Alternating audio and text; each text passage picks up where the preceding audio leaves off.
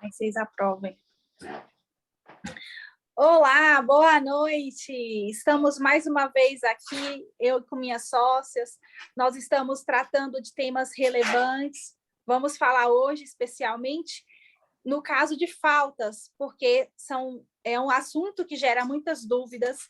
E a doutora Josi e a doutora Lenise estão aqui para responder. Podem cumprimentar as pessoas. Olá, boa noite, pessoal, tudo bom? Mais um tema aqui bem controvertido e discutido aí em todos, né, por todos os empregados e empregadores. Vamos ver se a gente consegue sanar aqui algumas dúvidas. Boa noite, pessoal. Mais uma vez aqui com esse tema que eu acho que é dúvida para todo mundo, às vezes não sabe, fica na dúvida, na curiosidade, e hoje estaremos aqui respondendo para vocês. Perfeito. Antes da gente começar a falar de falta, é importante lembrar que a lei traz um rol de situações que vai configurar como falta justificada. Portanto, as autoras vão explicar qual é o reflexo. Mas existem situações que não vai dar justificativa. Isso vai fazer com que possa haver desconto no pagamento, o que gera reflexo nas férias, por exemplo, no cálculo das férias, inclusive nos dias de concessão. Então, realmente é um tema muito importante que a gente vai falar um pouquinho hoje. Então, o que nós fizemos? Eu separei algumas perguntas que são mais corriqueiras e eu vou direcionar as minhas sócias para que elas vão respondendo. E assim fica mais dinâmico. Doutora Josi, faleceu uma pessoa muito querida da minha família. Quantos dias de falta justificada eu tenho? Antes de mais nada, a gente tem que falar que essas faltas, essas justificativas de falta, né, elas estão lá previstas na CLT, em outros ordenamentos também, né, jurídicos que a gente tem, e também nas próprias convenções coletivas, tá? Então, o primeiro aí que a gente vai tratar, né, com relação ao falecimento de parentes, ele está previsto no artigo 473, onde tem uma série de outras situações, mas o falecimento de parentes, ele elenca, né, como falta justificada o falecimento de cônjuge, ascendente, descendente, irmã e irmãos, tá? Como eu falei, não obsta que exista uma convenção coletiva que aceite, por exemplo, como falta justificada o óbito do sogro, da cunhada, enfim. É uma questão assim, a lei, né, a regra geral é essa, é a que está prevista no 473 da CLT. Porém, existem outros ordenamentos que prevêem outras situações. E também, a gente vai revisar isso várias vezes, também tem a questão do consenso, né, entre empregado e empregador, de analisar se de fato é motivo suficiente para estar abonando aquela falta. O artigo que eu menciono, né, a primeira hipótese aí, ele também fala da questão em que o empregado declara na carteira profissional uma outra pessoa que é dependente dele, né, ou que tem essa dependência dele, e também se estende a essa pessoa. Então, são 2 dias. 2 dias. Então, só para reforçar, a gente tem aqui o cônjuge, porque é direto, o ascendente e descendente, os pais ou filhos, né? Tio, por exemplo, já não entra, né? Não, é irmão, você vê também irmão. Irmão, né? E pessoa declarada. Realmente é algo muito curioso, né? Aí fala assim, declarar na carteira profissional, hoje, cada dia mais não se anota nada na carteira, a não ser o contrato, e agora com a carteira digital, onde que seria anotado isso? Só se tivesse abertura de algum campo específico lá para poder também fazer esse apontamento, né? Exatamente. Mas eu nunca vi particularmente. Também. A gente falou de uma data muito triste, né? Um acontecimento triste na vida de uma pessoa, que infelizmente ninguém está livre disso, né? Porque para morrer basta estar vivo, né? Exatamente. Mas indo para uma pergunta mais bacana, de uma celebração. E no caso de casamento, como que funcionam as faltas? Quantos dias, doutora Lenise? Então, aí partindo para um momento mais feliz, né, dos casais, vamos dizer assim, as núpcias, né, as famosas núpcias.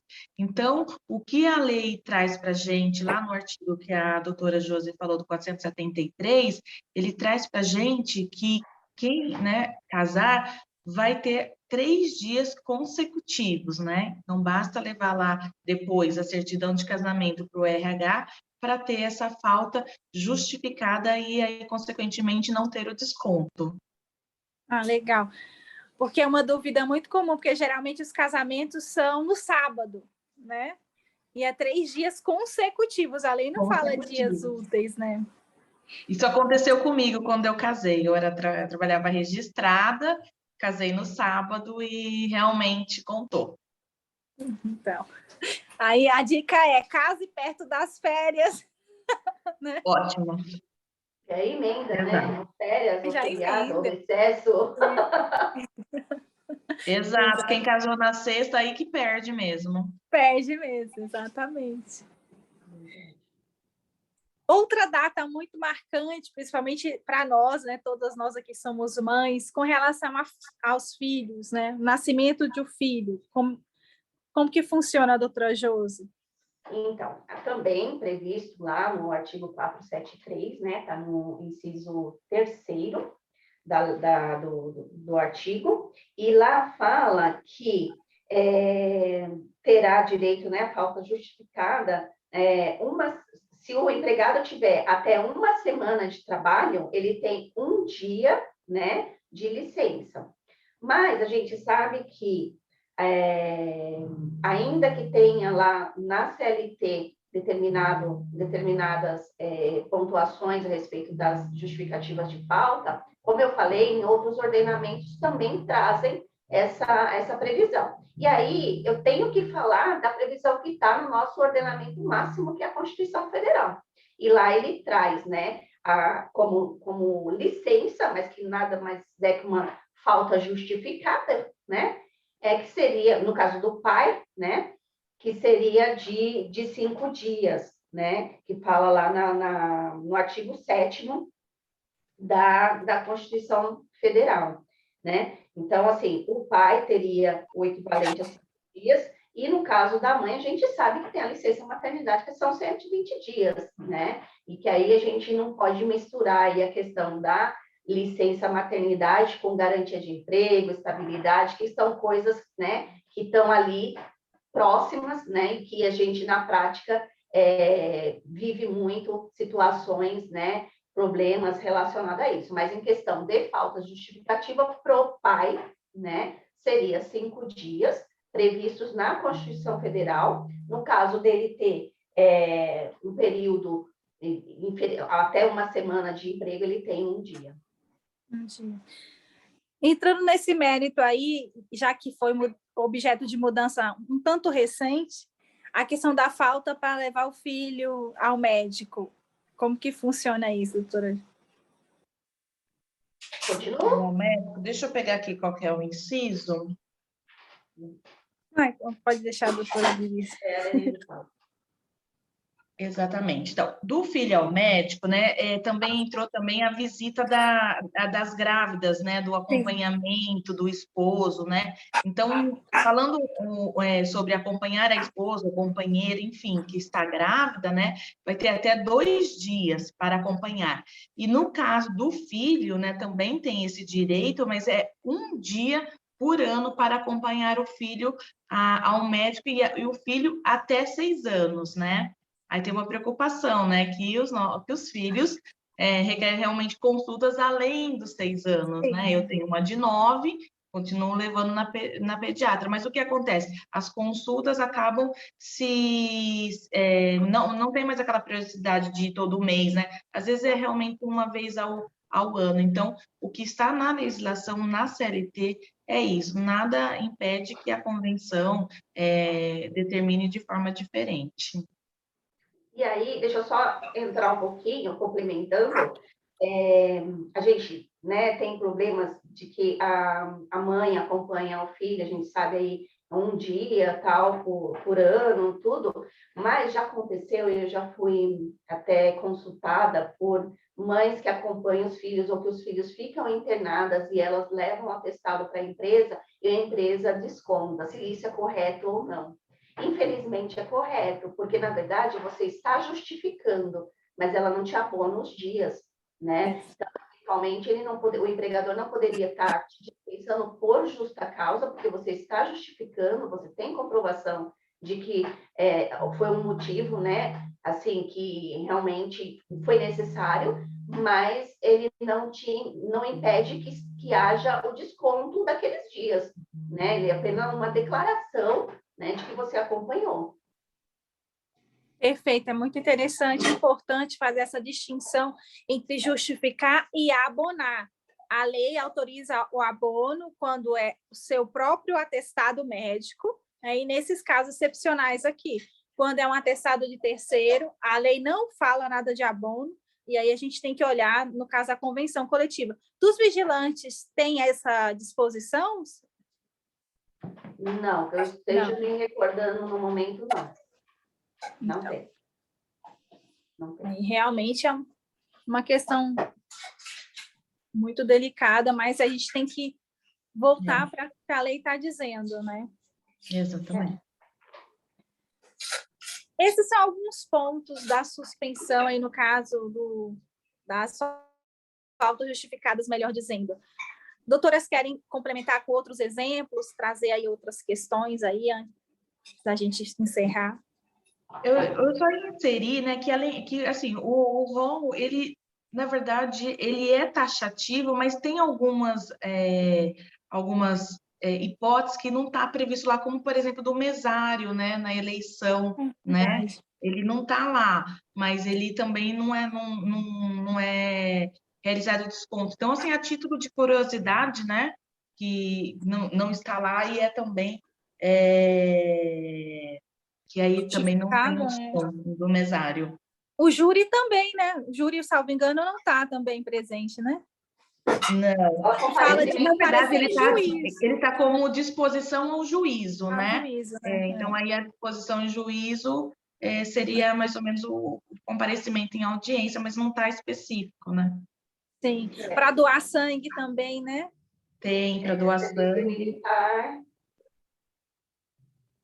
Prestação de serviço militar e também traz a lei evento internacional de direção sindical, diretoria dirigente sindical, também é abono. Mas eu queria só tratar uma coisa que eu acho que também é pertinente ao tema, não está diretamente ligado, mas tem uma relação, é que, assim, muitas vezes, na prática, a gente é consultado com relação... eu entreguei um atestado para o meu empregador e ele não aceitou, né? Porque era do meu médico particular ou coisa assim. E aí, só chamando a atenção, a gente pode até trazer isso numa outra oportunidade para estar discutindo, né? Que a gente tem bastante situação aí, principalmente quando fala do pessoal que está afastado pelo INSS, que tem problemas, né, que fica para lá e para cá, jogados para lá e para cá, é o famoso limbo previdenciário. É que essa matéria está fresca aqui, que eu estou fazendo um processo assim, e eu queria só falar o seguinte, que com relação à questão de atestados médicos, né, se existe ou não um rol, né, de que deve ser adotado aí, qual que é a preferência, né, dos atestados médicos que a gente tem. A gente tem uma lei antiga, que ela é mais conhecida porque trata dos DSRs, né, descanso semanal remunerado, que são os descansos dos empregados, e lá nessa lei, ele prevê a previsão de que existe, sim, um rol de atestados, né, e de decisões médicas que é privilegiada. E só a título de curiosidade, como eu falei que está aqui disponível para mim, o primeiro atestado, né, que sobrepõe a todos os demais, é aquele emitido pela própria Previdência Social. Então, aquele indeferimento do benefício previdenciário lá do auxílio-doença, do auxílio acidentário, enfim, ele tem preferência. Então, muitas vezes o empregado, ele tem a alta previdenciária e a empresa não aceita porque o médico da empresa diz que ele está inapto. Então, só a título de curiosidade fica aí um tema para a gente tratar mais para frente. Então, primeiro, só para eu falar o rol, assim, para deixar aí um gostinho aí de quero mais, né? Na live. Primeiro é o médico da Previdência Social, depois o médico, ele fala médico do Serviço Social, Comércio e Indústria, os chamados SESCs, né? SESIs, que tem aí... MEP. O médico, aí vem, em terceiro lugar, vem o médico da empresa ou o médico por ele indicado. Então, se de repente a empresa indicar o médico do trabalho, né, fora da empresa também. Depois vem médico do serviço de representação federal, estadual e municipal, que são a UPA, o hospital público, né? E, por último, vem o médico particular. Qual a situação que o empregado fica, né? É bem complicado, bem complicado. Tá, mas é só um plus. Depois a gente faz outra live específica dos atestados médicos. Inclusive, um dos vídeos que tem mais views no canal é a soma de atestados médicos, que muita gente confunde, e é um tema que não é tão simples, né? Para somar, para poder afastar perante a INSS lá. Mas isso é matéria de outra live que não dá tempo tratar hoje. A gente tratar agora, mas assim, falando de faltas injustificadas, elas têm também um impacto que a gente não falou, que também assim acaba resvalando aí, que é a questão das férias, né? Que a gente tem também previsão na CLT, no artigo 130, então, a depender do número de faltas injustificadas, você perde dias de férias. Então, só ficar atento a isso. Exato. Tá bom? Muito bom, doutora Lenice, quer fazer considerações finais?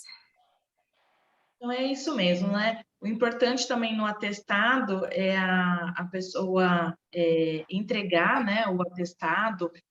A gente sempre indica para pegar um recebido da empresa, né? Acontece, às vezes, de extraviar lá no RH e acabar tendo esse desconto. Então, a gente aconselha ao empregado que está nos assistindo para que tire uma cópia desse atestado e receba ali um recebido com data do RH da empresa para ter esse comprovante, né, no futuro, se vier a necessitar de alguma comprovação, de alguma justificativa.